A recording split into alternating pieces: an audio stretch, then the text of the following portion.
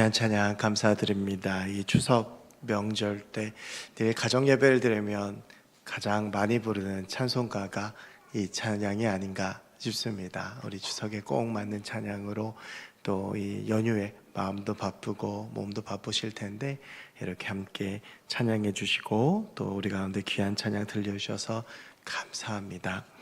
오늘 찬양해 주신 것처럼 우리의 가정과 우리의 삶이 늘 때에 따라 채우시는 하나님의 은혜가 풍성하고 그래서 하나님의 공급과 은혜 가운데에서 날마다 승리하며 살아가는 우리 모두가 될 수 있길 주의 이름으로 간절히 축원합니다. 2주 전에 제가 부목사님들하고 1박 2일로 경주를 다녀왔습니다. 이제 회의도 하고 그리고 또 같이 좀 이렇게 이야기도 하고 하기 위해서 다녀왔는데요.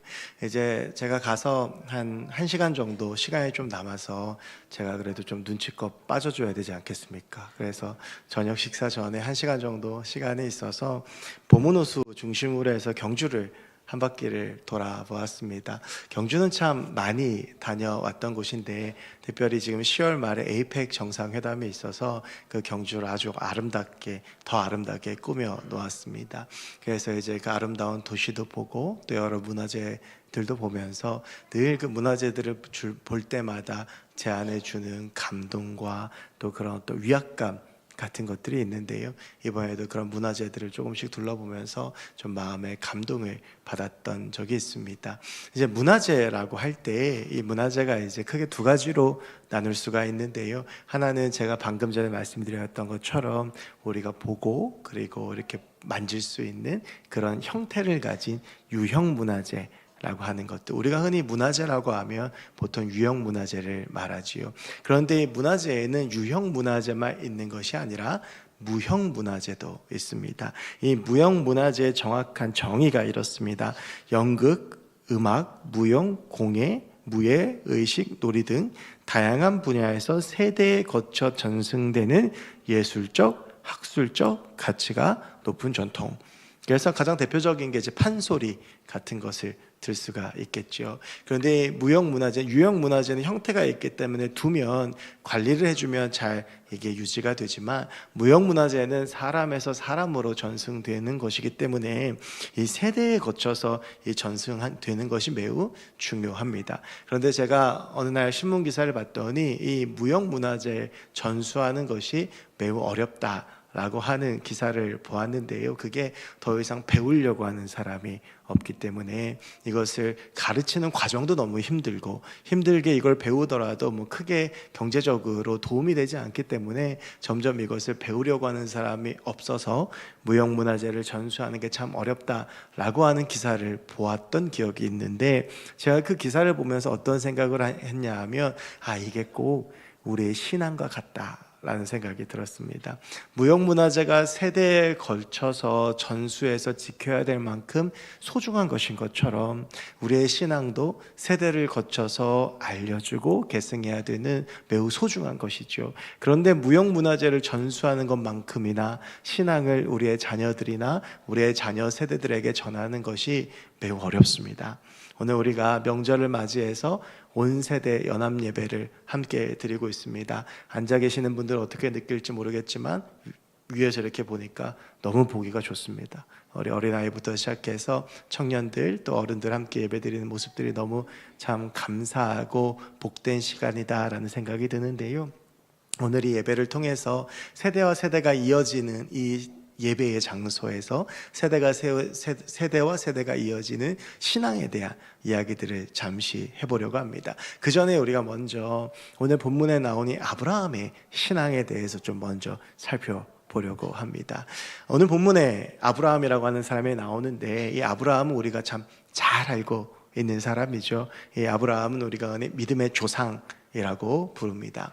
창세기 12장을 보면 하나님께서 아브라함을 하란에서 불러내셔서 그를 가나안으로 보내셨고 그리고 나서 그 말에 순종했던 아브라함의 모습을 보면서 우리가 그가 믿음의 조상이다 라고 하는 이야기들을 하죠. 어떤 매체에서 사람이 살면서 받는 스트레스의 순위에 대해서 조사를 했던 적이 있습니다. 그 중에서 이제 사람이 살면서 받는 가장 큰 스트레스는 배우자의 죽음이다라고 합니다. 배우자의 죽음이 생각보다 상실감이 매우 크고, 살 때는 그렇게 지지고 볶고 복작복작되고 살았는데 막상 없으면 참 힘들고 슬프다라고 하는 그런 내용들을 봤는데, 특별히 여자분들보다 남자분들에게 데미지가 크다라고 하는 걸 보았던 기억이 있습니다. 스트레스 두 번째 순위가요, 이사입니다. 이 삶의 터전을 옮긴다라고 하는 것이 결코 쉽지 않죠. 요즘은 이제 포장이사가 그래도 잘 되어 있습니다만, 제가 중학교 때, 지금도 저희 부모님이 살고 계신 대구로 이사를 했었는데, 그때 포장이사 이런 게 뭐 이렇게 대중화되지 않았던 것 같아요. 저희 아버지 아시는 분한테 용달을 하나 빌려가지고 한 몇 달 동안 짐을 싸가지고 그 용달에 싣고 가서, 그리고 나서 또 몇 달 동안에 그걸 풀어서 정리를 했던 기억이 납니다. 이사라고 하는 게 참 쉽지 않은데요, 그런데 동네에서 동네로 그냥 이사하는 건 괜찮을지 모르겠지만, 아예 삶의 터전과 문화가 바뀐다라고 하는 것은 매우 어렵죠. 이 아브라함 같은 경우에는요, 이게 지금 이사라기보다는 잘 들여다보면 이민하고 비슷합니다.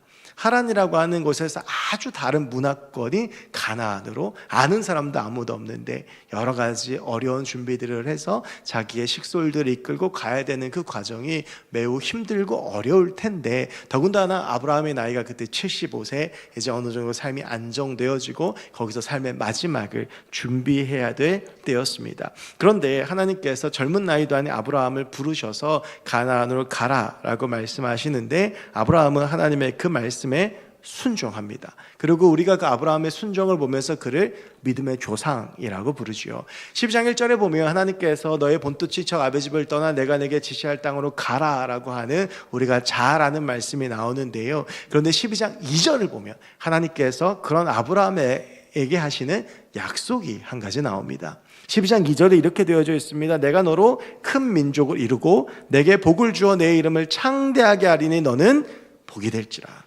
이제 이 약속의 핵심은 무엇이냐 하면, 너를 복이 되게 하겠다, 내 이름을 창대하게 하겠다라고 하는 겁니다. 그런데 이 약속의 전제가 뭐냐 하면, 내가 너로 큰 민족을 이루어서 복을 주겠다라고 하는 것이죠. 그러니까 아브라함에게 너를 통해서 큰 민족을 이룰 거야 라고 주님께서 약속하시고, 그러고 나서 그 민족들을 통해서 내 이름을 창대하게 하고 너는 그 가운데 복이 될 것이다 라고 이야기하고 약속하고 언약하고 계시는 것이죠. 그런데 이 언약을 들은, 하나님의 언약을 들은 아브라함은 이 말이 잘 믿기지 않았고, 그리고 이 언약에 대해서 좀 충격적이라고 할까요? 그런 생각을 했을 겁니다. 왜냐하면 아브라함의 나이가 75세인데 이때까지 아브라함에게 자녀가 없었습니다. 자녀도 없는데 큰 민족을 이루겠다라고 하는 하나님의 약속은 어찌 보면 참 허무맹랑한 것처럼 보이기까지 했겠지요. 그런데 그로부터 25년 후에 하나님께서는 정말 아브라함에게 자녀를 주셨습니다. 그가 바로 이삭이죠. 여러분, 그래서 이 아브라함에게 이삭은 참 중요한 의미를 가지고 있죠. 여러분, 우리가 자녀들이 다 참 사랑스럽고 예쁘지만 그 중에서 간혹 우리 늦둥이 낳아서 키우시는 분들이 있는데, 또 늦둥이는 얼마나 더 예쁩니까? 이 아브라함에게 있어서 이삭은요 100세에 낳은 아들입니다. 얼마나 아프고, 우리가 관용적으로 하는 말로 눈에 넣어도 아프지 않을 아들이 이삭이었을 겁니다.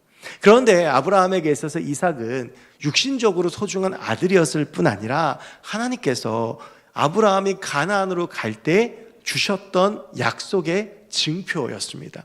내가 너로 큰 민족을 이루게 하겠다라고 말씀하셨던 그 하나님의 언약을 상징하는 것이 이삭이라고 하는 것이었고, 이것이 아브라함에게서 굉장히 중요한 영적 의미를 가지고 있죠. 여러분, 이삭은요 아브라함에게 그냥 자녀 이상으로 굉장히 육적으로도 소중한 자녀이면서도 하나님의 약속을 상징하는 그런 굉장히 중요한 영적인 의미를 가진 아들이었다라고 하는 것입니다. 오늘 본문 직전장이 21장에서 그 이삭의 출생을 다룹니다. 그리고 나서 아브라함과 이삭 사이에 처음으로 발생한 사건이 오늘 본문 22장의 말씀입니다. 아브라함에게 이삭이 정말 이렇게 소중한 아들인데, 오늘 22장 1절과 2절을 보면 하나님께서 아브라함에게 이해할 수 없는 명령을 하나 하십니다.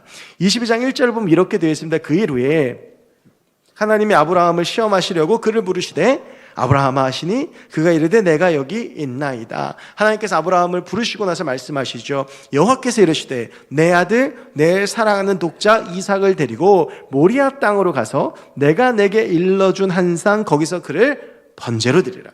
이게 쉽게 말하면 아들 이삭을 하나님 앞에 번제로 드리라, 제물로 드리라고 하는 것이죠. 여러분, 이제 이 말씀을 들여다보면 이해가 되지 않는 지점들이 참 많죠. 그 중에서 가장 대표적으로 이런 하나님의 말씀이 이해가 안 되는 데에는 두 가지 이유가 있습니다. 여러분, 첫 번째는요, 세상에서 제일 치사한 건 줬다 뺏는 겁니다. 아브라함은 하나님 앞에 단 한 번도 자녀를 달라고 하지 않았습니다. 75세가 되도록 자녀가 없기에 그냥 체념하며 살았어요. 그냥 이대로 내가 이 땅 가운데에서 그냥 이렇게 잘 살아야지 라고 하는데, 하나님께서 갑자기 아브라함을 부르시더니 너 저기 가라, 그러면 내가 너로 큰 민족을 이루게 해줄게. 이 큰 민족을 이루게 해줄게 라고 하는 말의 전제는 뭐예요? 자녀를 주시겠다라고 하는 건데, 아브라함이 여기에 대해서 크게 깊게 생각하지 않았던 것 같습니다. 왜냐하면 자신의 육신적인 한계를 하고 이게 불가능하다는 걸 알아요. 그러면서 하나님께서 두 번이나 오셔서 너한테 아들 줄게 그러는데 아브라함이 반신반의하죠. 그러니까 이스마엘이 태어난 겁니다. 그런데 그런 아브라함에게 하나님께서 어찌 보면 강건적인 은혜로 그의 나이 100세 때 사라가 90세에 생리가 끊어졌음에도 불구하고 아들 이삭을 주셨어요. 아브라함의 입장에서 그런 말씀 들지 않겠습니까? 누가 달라고 했냐고요. 하나님께서 주신 거예요. 그런데 하나님께서 주셔놓고 갑자기 야, 이제 제물로 바쳐라. 차라리 주시지나 말지. 주시지 않았더라면 정도 안 들었을 거고 사랑도 안 느꼈을 거고 이런 기쁨도 느끼지 않았을 텐데, 하나님이 줘놓고 뺏어가시는 겁니다. 이게 얼마나 아브라함 입장에서 억울하겠습니까?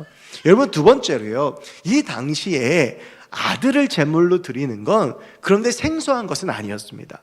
이 고대 근동의 종교를 보면 맏아들을 자기들이 믿는 신에게 인신 제물로 드려서 복을 받고자 하는 시도들이 꽤 많이 있었습니다. 이게 인신제사라고 하는데, 근데 이게 우리나라에도 이제 이런 생각들이 있었죠. 여러분, 우리 그 동화 중에서 그 인신제사에 대한 그 동화가 하나 있는데, 심청전 보면 왜 심청이를 공양미 300석에 바다에다 내다 던지잖아요. 이게 그러니까 아이 하나 희생시켜서 다 살겠다라고 하는 거거든요. 그러니까 이게 지금 그 아브라함 때도 있었는데, 하나님께서 그 이방신들처럼 아브라함에게 인신제사를 요구하시는 거예요. 여러분, 아브라함은 누구보다 하나님의 속성, 하나님의 성품을 잘 아는 사람입니다. 그런데 그런 하나님이 마치 이방신들처럼 아들을 제물로 드리라고 하니 이해가 안 되겠죠. 여러분, 이 후에 나오는 하나님의 말씀들을 보면 구약 성경에서 하나님은 이 인신제사를 굉장히 싫어하시는 것을 볼 수 있어요. 하나님의 소중한 피조물을 제물로 드리는 것에 대해서, 그 소중한 인간을 드리는 것을 하나님께서 싫어하셨던 것이죠. 그런데 오늘 하나님께서 구하지도 않았는데 아들 이삭을 주시더니 그 아들 이삭을 마치 이방신들처럼 인신제사로 드리라고 하시니, 제가 만약에 아브라함이라면 이런 하나님 안 믿을래요 라고 했을지도 모르겠습니다. 도저히 이해가 안 되는 거죠. 여러분, 그런데 여기서 주목할 것이 하나 있습니다. 하나님이 이해할 수 없는 명령에 아브라함이 순종했다는 겁니다.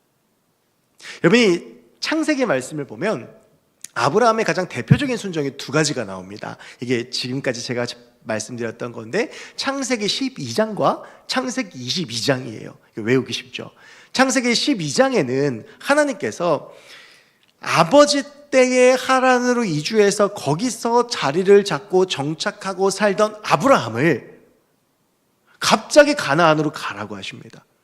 가나안으로 가서 뭘 하라는지도 명확하지도 않아요. 그리고 아브라함은 가나안 땅을 소유하지도 못합니다. 떠돌아다녀요. 이해할 수가 없죠. 그런데 갑자기 잘 살던 그 가정을 하나님께서 뽑으셔가지고 너 저쪽으로 이민 가라고 하시는 거예요. 여러분, 그런데요, 중요한 것은 무엇이냐면 아브라함이 그 말에 순종했다는 것이고, 그리고 창세기 22장을 보면 또 한 가지, 이삭 주셔가지고 아들 이삭 잘 데리고 살았는데 갑자기 하나님께서 그 이삭을 제물로 바치라고 하는 것이죠. 여러분, 이 창세기 12장과 22장의 공통점이 하나 있는데 뭐냐면 하나님께서 이해할 수 없는 명령을 아브라함에게 하신다라고 하는 거예요. 그런데 또 하나의 공통점이 있습니다. 이 이해할 수 없는 명령에 대해서 아브라함은 그 어떤 대꾸도 하지 아니하고 순종했다는 거예요. 가나안으로 가라고 말씀하신 하나님 앞에 하나님 제가 왜 가야 됩니까? 하나님 거기 가서 저한테 뭘 하시려고요? 제가 거기에 가면 하나님 나한테 뭐 해주실 거예요? 묻지 않아요. 내가 너로 큰 민족을 이루게 하겠다라고 말씀하신 주님의 그 언약 앞에 토달지 않습니다. 하나님 저 이미 아이 낳기 긁는 몸인데요, 제 나이가 몇 살인데요, 이런 말 하지 않고 하나님이 말씀하시고 하나님이 언약을 주시니 아무런 대꾸도 하지 않고 하란을 떠나 가나안으로 갑니다. 여러분 오늘 본문을 잘 보시면 정말 이게 이해할 수 없는 일 아닙니까? 갑자기 하나님께서 나타나셔가지고 본인께서 주신 아들을 바치라는 거예요. 저라면 하고 싶은 말이 수백 가지가 있을 것 같아요. 여러분 근데 3절 말씀에 보면 이렇게 되어 있습니다. 아브라함이 아침에 일찍 일어나 나귀의 안장을 주고 두 종과 그의 아들 이삭을 데리고 번제에 쓸 나무를 쪼개어가지고 떠나 하나님이 자기에게 일러주신 곳으로 가더니, 여러분 3절에서 중요한 구절이 뭐냐 하면 아침에 일찍이라고 하는 구절입니다. 여러분 이런 하나님의 명령을 들은 아브라함이 밤새 잠을 잘 수 있었을까요? 아마 이삭과 함께 보냈던 시간이 주마등처럼 흘러갔을 것이고, 수백 가지 하나님께 하고 싶은 말과 항의하고 싶은 말과 질문들과, 그리고 저라면 어떻게 하면 이 아들을 데리고 하나님의 낯을 피해 도망갈까, 이런 생각도 했을지도 몰라요. 그런데 아브라함이 아침이 되자 일찍이 하나님 앞에 그 어떠한 토도 달지 아니하고 제사 준비를 해서 하나님이 명령하신 곳으로 갔다라고 하는 겁니다. 지체하지 않고 하나님의 말씀에 순종했다라고 하는 것이죠. 여러분 우리가 여기서 순종의 중요한 본질 하나를 깨닫습니다. 여러분 순종은요, 믿음이 없는 사람은 할 수가 없는 겁니다. 지금 아브라함은 하나님 앞에 계산하지 않습니다. 하나님 앞에서 질문하지 않아요. 하나님 앞에 생각하지 않습니다. 하나님께서 말씀하실 때에 이 가운데 하나님의 뜻이 분명히 있음을 깨닫고, 그리고 보이지 않지만 이 가운데 하나님이 하실 거라는 것을 믿으면서 그 믿음 가운데에 하나님의 말씀을 따라 그 길을 떠났다라고 하는 것이죠. 여러분 우리가 오늘 이 이야기의 결론을 너무나도 잘 알죠. 오늘 우리가 같이 읽은 본문 14절에 보면 이런 말이 있습니다.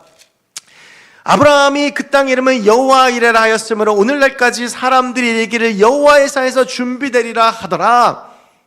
아브라함은 이 일 가운데 하나님의 뜻이 있음을 믿었어요. 그래서 지체하지 않고 순종합니다. 아들 이삭에게도 하나님께서 예물을 준비해 주셨을 것이야 라고 말하면서 그곳으로 가요. 그랬더니 어떤 일이 일어납니까? 그 제단 위에 올려놓고 이삭을 죽이려고 하는데 하나님께서 말리시더니 저기에 제물로 준비한 소장을 주시죠. 아브라함이 그래서 그 땅 이름은 여호와 이레라고 부르면서 하나님을 찬양합니다. 여러분 여호와 이레는 우리가 잘 아는 것처럼 여호와께서 준비하시다라고 하는 뜻이죠. 여러분 그런데 원래 이레라고 하는 뜻은 준비하다라는 의미보다 보다라고 하는 의미가 더 강합니다. 지금 아브라함이 하나님을 뭐라고 찬양하는 거냐 하면 하나님께서 나를 보고 계셨다, 하나님께서 나를 보시고 준비하셨다라고 하는 겁니다. 아브라함은 분명히 깨닫습니다. 계산은 내 몫이 아니다, 일하는 건 내 몫이 아니다, 나는 하나님의 말씀에 순종하면 된다. 이해되지 않아도 내가 살아계신 하나님을 순종하고 나아가면 일은 하나님이 하실 것이고 하나님이 나보다 앞서가시고 하나님께서 준비하실 것이니 내 인생 가운데 이해할 수 없는 이 일들을 하나님이 하실 것이다. 아브라함은 가나안에서 그런 삶을 살았던 거예요. 그리고 이 아들 이삭을 바치라고 하니 하나님의 명령이 도저히 이해되진 않지만 하나님의 이해할 수 없는 명령 가운데 분명히 하나님의 뜻이 있음을 믿었습니다. 그랬더니 그에게 여호와 이레의 역사가 일어나는 것이죠. 여러분 우리가 믿음으로 순종할 때 하나님의 역사가 우리 가운데 일어나게 될 줄로 믿습니다. 이해되지 않아도 계산하는 게 아니라 하나님의 말씀에 순종하고 그 말씀을 따라 살아갈 때 우리의 삶을 향한 하나님의 역사가 일어나는 겁니다. 아브라함이 계산하고 불순종하고 도망가고 하나님께 항의하고, 그러면 여러분 이런 여호와 이레의 역사가 일어나겠습니까? 우리가 왜 자녀들을 키우다 보면 제일 답답할 때가 언제입니까? 살아왔고 삶이 보이고, 그러니까 아이들한테 이렇게 살면 된다, 이렇게 하면 된다라고 이야기를 하는데 쥐뿔도 모르는 게 토를 달아요. 제가 이번 주에 무슨 일이 있었던 게 아닙니다. 근데 그 토를 다는데 하나도 맞는 게 없어요. 그대로 되면 어떻게 되는지가 보여요. 여러분 그런데 그런 모습을 볼 때 무슨 생각이 드냐면 그게 꼭 하나님 앞에서 우리 같아요. 우리는 볼 수 없습니다. 여러분, 우리 오늘 무슨 일이 일어날지 어떻게 압니까? 우리는 보지 못해요. 우리는 준비를 할 수 없습니다. 그런데 하나님이 보시고 하나님이 준비하신다는 거예요. 여러분, 이게 여호와 이레입니다. 내가 보지 못하는 그 공간을 주님께서 보시고, 내가 보지 못하는 시간을 주님께서 보시고, 내가 보지 못하는 내 인생의 앞길을 주님께서 보시고, 내가 깨닫지 못하는 내 삶의 모든 여정을 보시는 주님께서 내 인생 가운데 준비하고 계시니, 우리는 믿음으로 이해할 수 없는 그 여정을 걸어가면 하나님의 일이 우리의 삶 가운데 이루어진다라고 하는 것이 여호와 이레의 역사인 것입니다. 여러분, 우리가 주 앞에 순종하는 주의 백성들이 됐으면 좋겠습니다. 이해되지 않아도 하나님의 말씀 순종하고 주님 붙잡고 걸어가면 모리아산에서 일어났던 그 여호와 이레의 찬송이 우리의 삶에서 터져나오게 될 줄로 믿습니다. 여러분, 이제는요, 아브라함이 아닌 이삭에게 좀 주목하면서, 이제 아까 제가 서두에서 말씀드렸던 바로 이 아브라함의 신앙이 그 자녀에게 이어진 이야기를 좀 나누어 보려고 합니다. 제가 이 말씀은 이전에 한번 온가족 금요기도회 때 잠깐 나누었던 적이 있기 때문에 아마 아시는 분도 있겠지만, 오늘 이 본문을 좀 입체적으로 보기 위해서 가장 중요하게 생각해야 되는 것이 하나 있는데, 그게 뭐냐 하면 이삭의 나이입니다. 여러분, 이 본문이 일어났을 때, 이 본문의 사건이 일어났을 때 이삭의 나이가 몇 살일까요? 우린 막연히 이삭을 어린아이로 생각을 합니다. 그런데 오늘 본문을 잘 들여다보면 이삭이 어린아이라고 하면 이해가 안 되는 구절이 하나 있어요. 무엇이냐 하면, 이제 아버지 아브라함이 다 준비를 해서 두 종과 함께 이삭을 데리고 하나님께서 준비하신 곳, 보여주신 곳 모리아산으로 떠나요. 그래서 3일 정도 걸으니까 저기 이제 하나님께서 예배하신 곳이 보여요. 그랬더니 이제 종들한테 이야기합니다. 얘들아, 우리 이제 갔다 올게. 너는 여기서 기다려라. 그리고 아들 이삭을 데리고 이제 그 모리아산으로의 여정을 떠나가죠. 여러분, 그런데 이제 종들이 여기까지는 그 짐을 가지고 왔어요. 그 짐 중에 제일 중요한 게 뭐냐 하면 나무예요. 오늘 우리가 같이 읽은 말씀에도 있지만 3절에도 있지만, 나무를 쪼개어가지고 제단은 불살라야 되니까 그 제단에 쓸 나무를 종들이 이렇게 가지고 왔는데, 이제 이 종들이 거기에 멈추면서 이제 이 나무를 지고 아브라함이나 이삭 중에 하나가 지고 올라가야 될 거 아닙니까? 여러분, 근데 아브라함은 어른이고 이삭은 아이라고 치면 지금 이 길이 어떤 여정이냐 하면요, 어찌 보면 이삭에게 있어서는 인생 마지막이 될 수도 있는 여정입니다. 아브라함은 돌아온다라고 말했지만 하나님께서 명확한 약속을 하지 않으셨기 때문에 마음 가운데 하나님께서 예비하실 것에 믿음은 있지만, 혹여라도 하나님의 뜻이면 지금 내 아들 이삭이 죽을지도 몰라요. 여러분, 그러면 한번 우리가 부모 입장에서 생각해 봅시다. 내 자녀와 이 자녀의 인생 마지막이 될지도 모르는 여정을 떠나가면 어떻게 해주고 싶겠습니까? 여러분, 제가 군에 있을 때 보면 이제 병사들이 입대를 하잖아요. 신교대나 이런 데 가서 입대를 해요. 그럼 뭐 입대를 막 하면 막 눈물 바다예요. 부모님들이 울고 막 그래요. 근데 어떤 어머니 한 명이 너무 서럽게 우시는 거예요. 아들 군대 간다고. 그래갖고 제가 여기 둘 사이니까 되게 좋은가 보다. 그래가지고 이제 어머니 가시고 나서 걔한테 물어봤어요. 야, 너는 엄마랑 사이가 되게 좋은가 보다. 그랬더니 아니요, 왜 저러는지 모르겠어요. 그러니까 뭐 별로 좋은 사이는 아니었던 것 같아요. 근데 아들이 군대 간다 그러니까 막상 군복 입고 이러고 있으니까, 그 이제 군복 입은 사람들 앞에 있으니까 어머니가 너무 걱정이 됐나 봐요. 그러니까 세상 떠나갈 수도 우는 거예요. 여러분, 지금 아브라함이요, 지금 이삭 손 붙잡고 가면 다시 돌아올지 모릅니다. 그러면 어떻게 해야 되겠어요? 좀 무거운 게 있으면 자기가 들고, 아브라함이 그래도 이삭 이 길을 좀 갈 수 있게 해줘야 될 거 아니에요. 그런데 이 나무짐을 누가 들고 올라가냐 하면 이삭이 들고 올라가요. 여러분, 그 이유가 무엇이냐 하면 아브라함이 이 나무짐을 들고 거기까지 갈 힘이 없는 거예요. 반대로 이삭은 이 나무짐을 지고 올라갈 수 있는 힘이 있다라고 하는 거예요. 그래서 대개 이 본문에 나오는 이삭의 나이를 중학교 2학년에서 중학교 3학년 정도로 봅니다. 여러분, 그렇게 이삭이요, 나무짐을 지고 가요. 근데 그런 이삭이 아무리 생각해도 이게 좀 이상하거든요. 그러니까 아버지께 물어요. 이삭도 지금 수상함을 느낀 거예요. 아버지, 지금 다 가지고 가는 거예요. 뭐 재물에 쓸, 그 재단에 쓸 나무도 있고 다 있는데 번제할 양이 어디 있어요? 이삭이 봐도 이게 좀 수상한 거 아닙니까? 그러니까 이제 그 말을 들은 아브라함이 폐부가 찔리는 심정이었겠죠. 그러면서 이야기하는 거예요. 하나님께서 예비해 주실 것이다. 그러고 나서 모리아산에 올랐는데 재물이 어디 있어요? 아브라함에게 야 꿇어. 그때 되면 이거 속았구나라는 생각이 들지 않겠습니까? 여러분 지금 중학교 2학년짜리 데리고 저 집 분성산 올라가가지고 네가 재물이다 꿇어라. 거기서 꿇을 놈이 누가 있겠어요? 다 도망가지. 여러분 그런데 오늘 본문에 놀라운 건 뭐냐 하면 이삭이 꿇어요. 결박을 하는데 가만히 있습니다. 아브라함이 이삭을 죽이려고 칼을 듣는데도 이삭의 말이 한마디도 나오지 않아요. 여러분 오늘 이 본문은 아브라함의 순종뿐만 아니라 이삭의 순종이 매우 중요합니다. 충분히 인지할 수 있고 생각할 수 있고 도망갈 수 있고 나무 보찜도 못 찌고 가는 아버지한테서 도망치는 거 한장 혈기완성은 이삭한테는 너무 쉬운 거 아닙니까? 근데 이삭이 안 해요. 여러분 그런데요, 이 이삭의 모습이 누구랑 닮아 있냐 하면 하나님께서 저 가나안으로 가라고 하는데 한마디 말도 없이 순종했던 아버지 아브라함, 아들 이삭을 제물로 바치라고 하는데 한마디 항의도 하지 않았던 아브라함과 꼭 닮아 있습니다. 여러분이 이삭의 이 순종과 이삭의 이 신앙은요 아브라함에게서 나온 것이죠. 아마도 이삭이 이렇게 했던 것은 아브라함에게 역사하셨던 하나님을 보아왔기 때문일 겁니다. 아브라함에게 수도 없이 들었겠죠. 여러분 이 아브라함과 이삭이 갈 때 이삭이 수상함을 느낀다라고 말씀을 드렸죠. 왜 수상함을 느끼냐 하면 경험을 해봤기 때문이에요.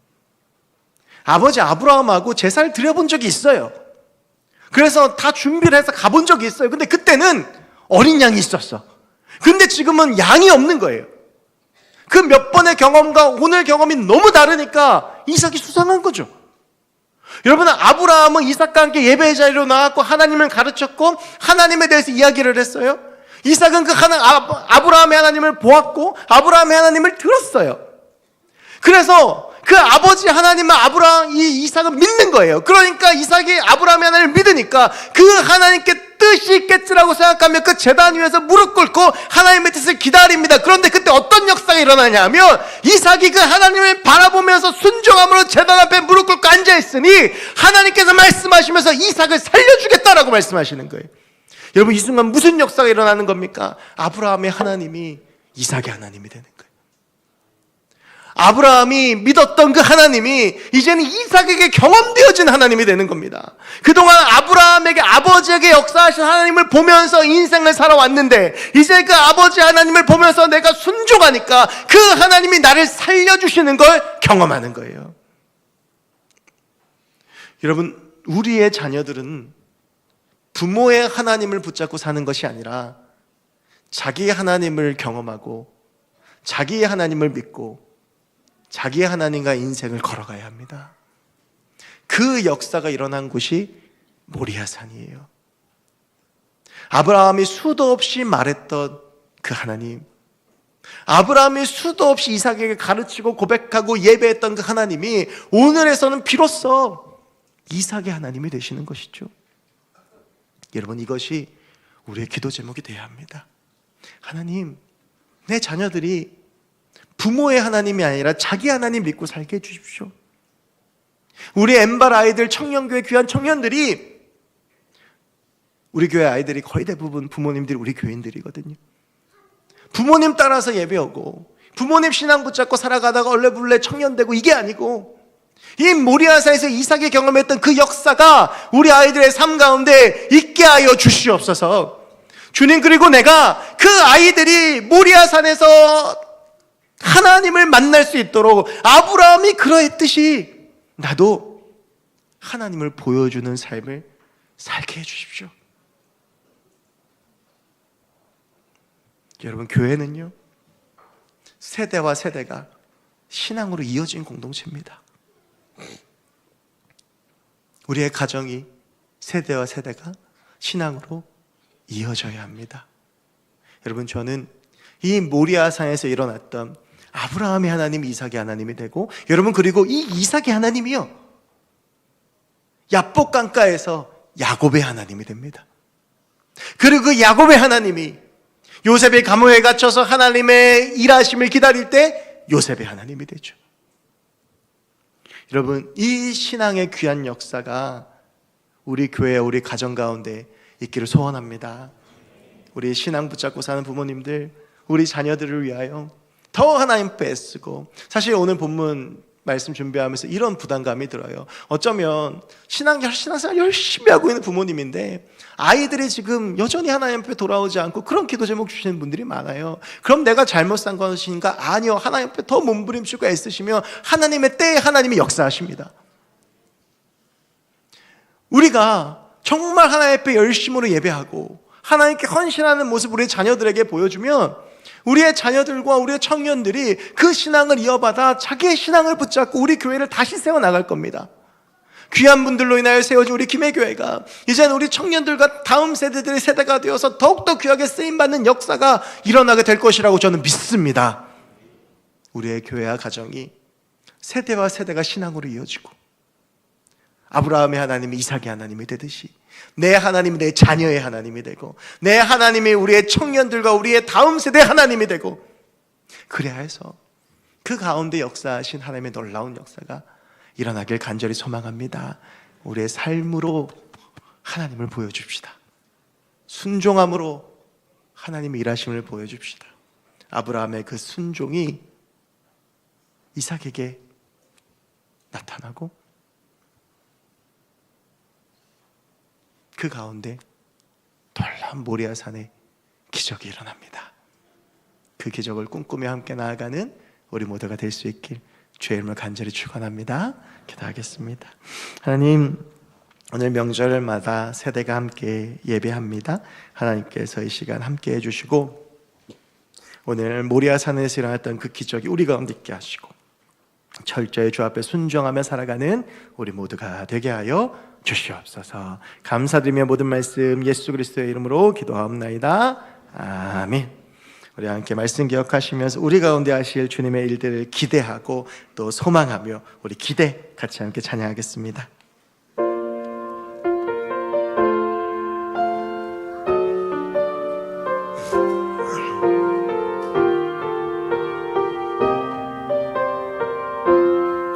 주 안에 우린 하나, 주 안에 우린 하나, 모습은 달라도 예수님 한 분